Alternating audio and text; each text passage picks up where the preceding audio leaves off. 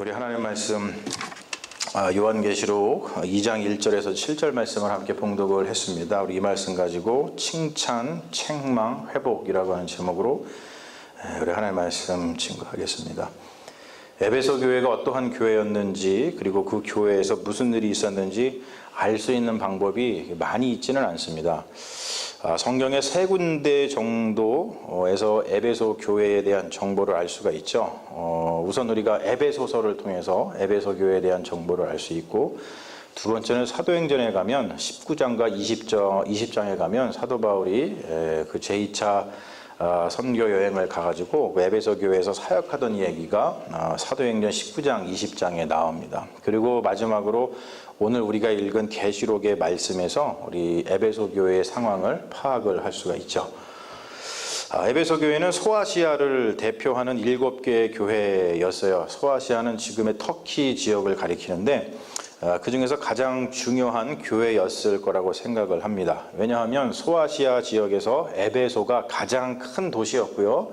그리고 인구가 가장 많았고, 그리고 가장 활발한 그런 도시였기 때문에 그렇습니다. 대개 대도시의 교회들이 큰 역할을 감당을 하죠. 에베소 교회도 그 당시 그러한 중요한 역할을 감당했을 거라고 생각을 합니다. 그러나 대도시의 큰 교회는 그만큼 시련도 많죠. 여러 종류의 사람과 그리고 여러 사건이 발생하기 때문에 우리가 속담에서 알듯이 가지 많은 나무에 바람 잘 날없다, 그런 속담이 있듯이 교회가 큰 만큼 힘들고 어려운 일도 많았을 거라고 생각을 합니다. 그 중에서 오늘 말씀을 토대로 추측해 보건대 이 교회가 겪었던 가장 큰 어려움 중에 하나가 뭐냐면 자칭 사도라 하되 아닌 자들 때문에 어려움을 겪었던 것 같아요. 오늘 말씀은 바로 이 사건, 자칭 사도라 하되 아닌 자들 때문에 어려움을 겪은 그 사건을 중심으로 구성이 되어 있죠. 우리나라 번역 성경으로는 잘 드러나지 않지만 헬라어 원어를 보면은 2절하고 3절이 평행관계로 되어 있어요. 그래서 악한 자들, 곧 자칭 사도라 하되 아닌 자들을 처리하기 위해서 에베소 교회가 참고 인내하고 견디고 용납하지 않았고, 그리고 많은 수고에도 불구하고 피곤해하지 않은 것을 우리가 볼 수가 있습니다. 그걸로 보면은 이렇게 돼요. 제가 좀 적어온 것 같은데 거기 있어요, 집사님. 저렇게 구조가 저렇게 되어 있습니다. 우리 가운데 밑에, 그러니까 세 줄 가운데 가운데 악한 자들, 자칭 사도라 하되 아닌 자들을 처리한 일, 이게 나오고요. 위에 하고 밑에 이 일을 가지고서는 네가 행위에 수고를 했고 인내를 알았고 용납하지 아니했다. 그리고 또 밑에 반복해가지고 네가 이것을 왜 참았다, 내 이름을 위해서 견뎠다, 게으르지 아니했다, 이것을 내가 알고 있다, 이렇게 반복이 되고 있습니다. 교회에 어떤 일이 발생하면은 교회는 그 일을 해결하기 위해서 수고와 인내와 견디는 일을 합니다. 여기서 게으르지 않다라고 하는 말이 저기 있죠. 게으르지 아니한 것을 내가 아노라 할 때 이 게으르지 않다는 말이 굉장히 의미가 참 좋습니다. 이게 뭐냐면 열심히 수고함에도 불구하고 피곤해하지 않는다라고 하는 뜻이에요. 우리나라 말로는 게으르지 아니하고로 이렇게 번역을 했지만 원래의 뜻은 수고를 했음에도 불구하고 피곤해하지 않는다, 이것이 게으르지 아니하다라고 하는 뜻입니다. 여러분, 우리가 어떠한 일을 하면서 열심히 하다가 곧 그 일에 대해서 피곤할 때가 많이 있어요. 그러다 보면은 우리가 야, 그만 좀 해라, 우리 좀 그만하자, 이런 말을 많이 합니다. 그런데 이와는 대조적으로 주님께서 우리에게 원하시는 것은 뭐냐면 열심히 수고함에도 피곤해하지 않는 것이에요. 여러분, 우리가 이 말씀을 대하면서 많은 반성을 하게 되죠. 우리는 왜냐하면 좀 열심히 수고하다가 쉬이 피곤해하기 때문에 그렇습니다. 주님의 에베소 교회를 칭찬하고 계신데 어떠한 일이 발생을 했는데 그 일을 해결하기 위해서 수고했고 인내했고, 그리고 그 일을 위해서 수고했음에도 불구하고 그것을 피곤해하지 않았기 때문에 주님이 지금 에베소 교회를 칭찬하고 있어요. 그런데 또 오늘 말씀을 보면은 칭찬만 있는 것이 아니고 주님께서는 이러한 칭찬을 뒤로 하시고 나서 에베소 교회에 책망할 것이 있다고 말씀을 하십니다. 주님의 책망이 뭐냐면 이것이죠. 3절 후반부에 너의 처음 사랑을 버렸느니라. 이것이 주님께서 에베소 교회를 책망하는 거예요.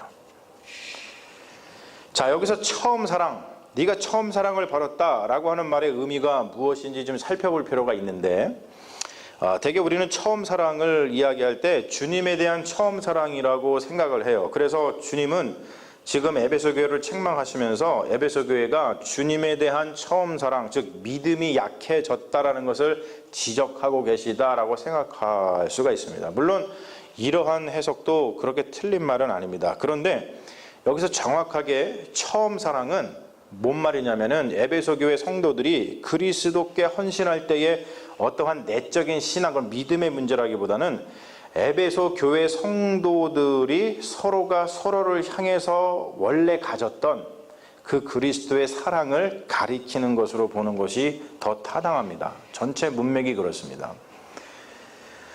물론 그들은 여전히 주님을 사랑하고 주님을 신뢰하고 주님의 몸된 교회를 잘 세워나가고 있어요. 하지만 처음이라는 말이 프로스라고 하는 말인데, 이 말은 그들이 여전히 그리스도 안에서 사랑을 하고 있지만, 하지만 그 질과 그 정도에서 처음 사랑을 따르지 못하고 있다는 것을 암시하고 있어요. 자, 여러분, 우리가 질문해 보죠. 이 에베소 교회 성도들은 왜 서로에 대한 사랑이 식었을까요? 왜? 아마도 그랬겠죠. 지금 이들이 갈등을 겪었어요. 어려운 일을 당했습니다. 그러면서 갈등을 겪으면서 서로의 관계가 소원해진 것 같아요. 여러분, 그렇죠? 사람은 어떠한 문제로 갈등을 겪으면 관계가 소원해질 수밖에 없습니다. 분명 자칭 사도라고 하는 자를 추종하는 사람들도 에베소 교회에 있었을 것이고, 그리고 자칭 사도라 하는 자들을 악한 자라고 분별한 사람들도 있었을 거예요. 어떠한 문제가 발생하면 그 문제를 해결해 나가는 과정에서 갈등은 피할 수 없는 숙명과도 같습니다.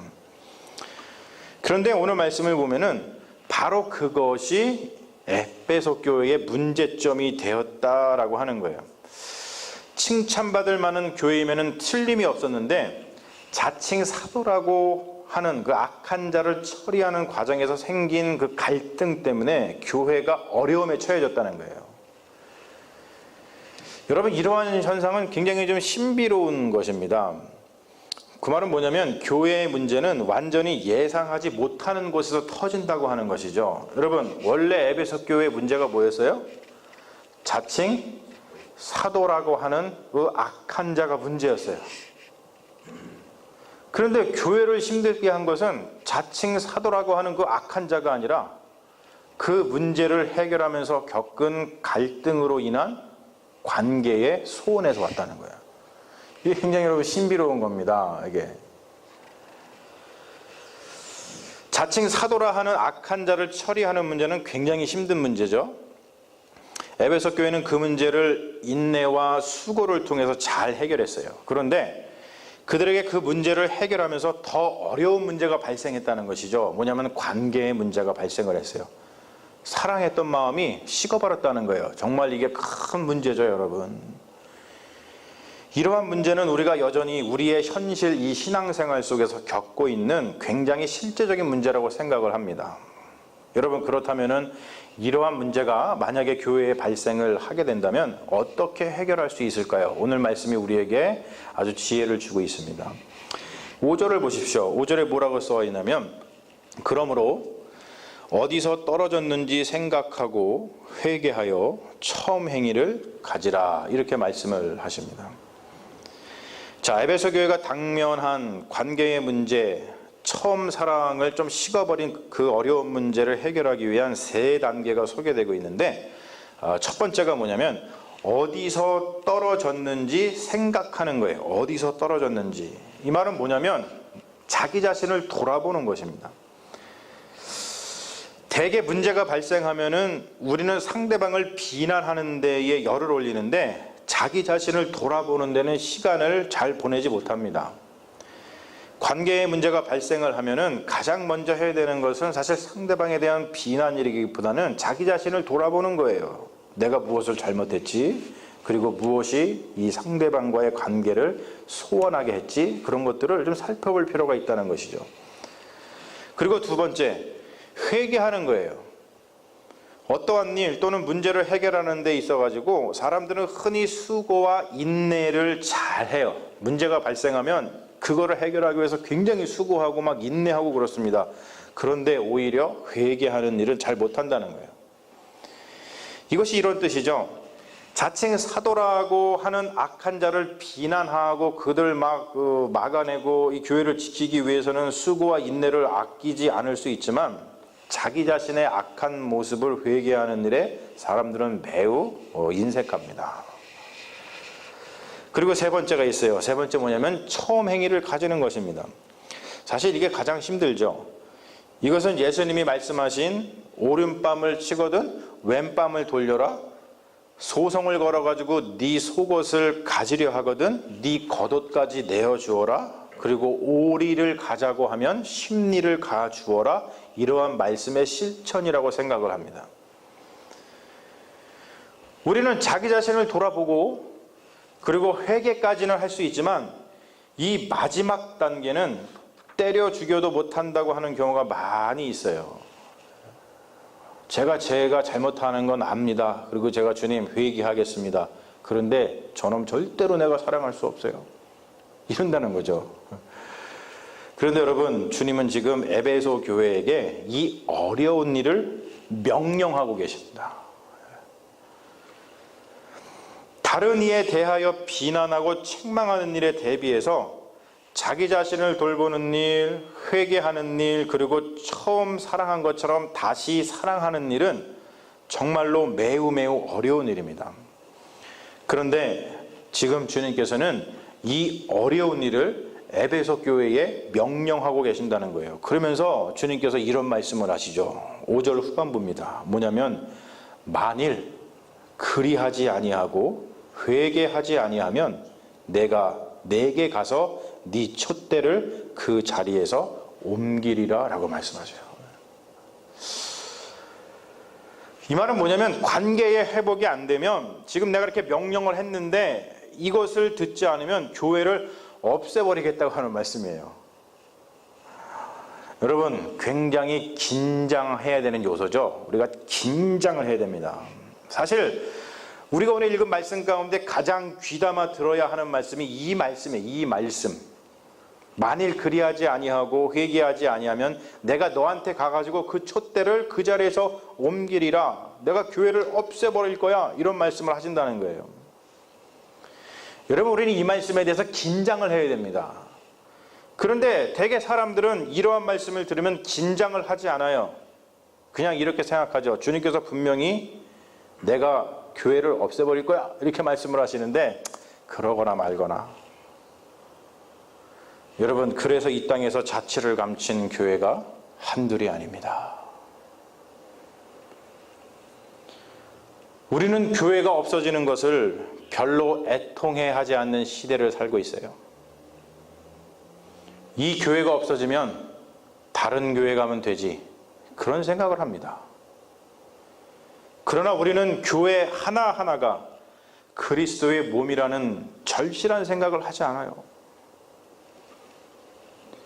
우리는 그냥 교회가 없어질지언정 나 자신을 돌아보는 일, 회개하는 일, 특별히 처음 사랑을 회복하는 일은 불가능하다고 말합니다. 여러분, 사실 이것이 가장 큰 교만이고 가장 큰 불신앙이죠. 왜 그렇습니까? 그리스도께서 하신 일 자체를 부정하는 것이기 때문에 그렇습니다. 그리스도는 십자가 위에서 자기 자신을 내어주심으로써 우리를 향한 하나님의 사랑, 하나님의 처음 사랑, 그리고 하나님을 향한 우리의 처음 사랑을 회복하신 분 아니십니까? 여러분, 한번 생각해 보세요. 내 몸이 지금 암 때문에 죽어가고 있는데 그 암을 그냥 놓아둘 사람이 어디에 있습니까? 그리고 그 암은 용기와 겸손만 있으면 없앨 수 있다고 이야기하는데 여기서 용기를 못 낼 사람이 없고 자기 자신의 자존심을 내려놓지 않을 사람이 어디에 있어요? 우리가 만일 그리하지 아니하고 회개하지 아니하면 내가 너한테 가서 그 촛대를 그 자리에서 옮기리라 하고 이 말씀에 긴장하지 않고 그리고 그 말씀을 심각하게 생각하지 않고, 그리고 그 말씀을 돌이키기 위해서, 그 주님의 마음을 돌이키기 위해서 우리의 모든 자존심을 내려놓지 않기 때문에 이 땅의 수많은 교회들이 어려움을 겪다가 그 자취를 감추는 거예요. 주님은 우리를 칭찬하시고 우리를 책망도 하시지만 주님께서 우리에게 가장 원하시는 것은 회복입니다. 여러분, 우리는 주님의 명령을 진지하게 생각하고 있습니까? 한번 생각해 보세요. 나의 자존심이 귀합니까? 아니면 주님의 명령이 더 귀합니까? 나의 자존심을 지키면 나는 내가 그냥 자존심을 지켰을지는 몰라도 그것 때문에 교회 공동체가 무너지고, 그리고 그 자존심이 나를 구원에 이르게 하지 못한다는 거예요. 여러분, 나를 구원에 이르게 하지도 못할 그 자존심을 뭐하러 우리가 부리고 있습니까? 그러나 여러분, 오늘 말씀을 보십시오. 오늘 말씀대로 주님의 명령에 순종하여서 나 자신을 돌아보고 회개하고, 그리고 처음 사랑을 회복해서 주님의 몸된 교회를 살려내면은 주님은 이러한 약속을 우리에게 주신다는 거예요. 7절 말씀입니다. 귀 있는 자는 성령이 교회들에게 하시는 말씀을 들을지어다. 여러분, 성령이 하시는 말씀은 귀 있는 자만 듣는다 그래요. 실제적으로 굉장히 무겁게 다가온다는 말씀입니다. 뭔 말씀을 들으냐 되냐면, 이기는 그에게는, 우리가 지금 얘기한 이걸 통해 가지고 주님의 명령을 그대로 우리가 모든 거 내려놓고 주님의 말씀대로 교회를 살려낸다면, 회복한다면, 처음 사랑을 회복한다면, 그러면 내가 하나님의 낙원에 있는 생명나무의 열매를 주어 먹게 하리라. 여러분, 무엇이 우리에게 진짜 유익한가를 한번 생각해 보십시오. 그리고 우리는 무엇을 신앙하고 있는지를 한번 생각해 보십시오. 우리는 십자가 위에 자기 자신을 내어줌으로 하나님과의 사랑을 회복시킨 예수 그리스도를 믿는 그리스도인이 아닙니까? 그러므로 우리는 날마다 우리 자신을 돌아보고 회개하고 처음 사랑을 회복해가지고 주님의 몸된 교회를, 주님의 사랑이 살아있는 교회, 그리고 그 사랑이 충만한 교회를 세워나가야 된다는 것이죠. 여러분, 교회를 세워나갈 때 주님의 사랑이 이 코딱지만큼 있으면 안 되고요. 지금 뭐라 그러세요? 그 사랑이 충만히 넘쳐야 된다고 얘기를 합니다. 여러분, 바로 이것이 복음을 믿는 신앙의 일이고, 바로 이것이 주님의 명령에 순종한 믿음이고, 바로 이것이 우리를 생명으로 이끄는 구원의 일이라는 거예요. 그래서 여러분, 날마다 이러한 결단, 교회를 살리는 역사가 우리 가운데 일어나기를 간절히 소망합니다. 그래서 우리가 예수님께 책망받는 것이 아니고, 주님, 내가 주님의 말씀대로 이렇게 살았습니다 라고 할 때 주님께서, 그래, 내가 너에게 하나님의 낙원에 있는 생명나무의 열매를 주어 먹게 하리라 라고 하는 이 말씀이 우리 교회 가운데 날마다 넘치기를 주님의 이름으로 축원합니다. 아멘. 잠시 기도하겠습니다. 아버지 하나님, 주님의 명령에 우리는 얼마나 긴장을 하고 있고 그 말씀을 얼마나 귀하게 생각하고 있습니까? 주님께서 교회를 어떻게 세워나가야 되는지에 대해서 주님 다시 한번 우리에게 가르침을 주시니 감사합니다. 주님, 저희들 최선을 다해서 주님의 몸된 교회를 세워나가고 있사오니 주님께서 날마다 복 내려주시고, 우리가 진정으로 어려운 일을 만날 때마다 주님께서 함께하여 주셔서 이 모든 어려움을 주님의 은혜로 극복하는 믿음의 교회 되게 하여 주시옵시고, 지금 우리 교회에 어려운 문제가 없다 할지라도 이 말씀을 가지고 갑옷을 입고 우리가 어떠한 어려움 가운데 있더라도 그 믿음으로 이 말씀으로 이겨내겠다고 하는 무장된 주님의 군사들이 다 될 수 있도록 인도하여 주셔서 다른 무엇이 아니라 바로 이 하나님의 말씀, 하나님의 명령, 우리 주님의 명령을 준행하겠다고 하는 그 믿음이 승리하는 귀한 교회가 될 수 있도록 역사하여 주시옵소서. 주님께서 우리와 함께하여 주실 줄로 믿사오며 우리를 구원하신 예수님 이름 받들어 기도합니다. 아멘. 주여 믿습니다. 아버지.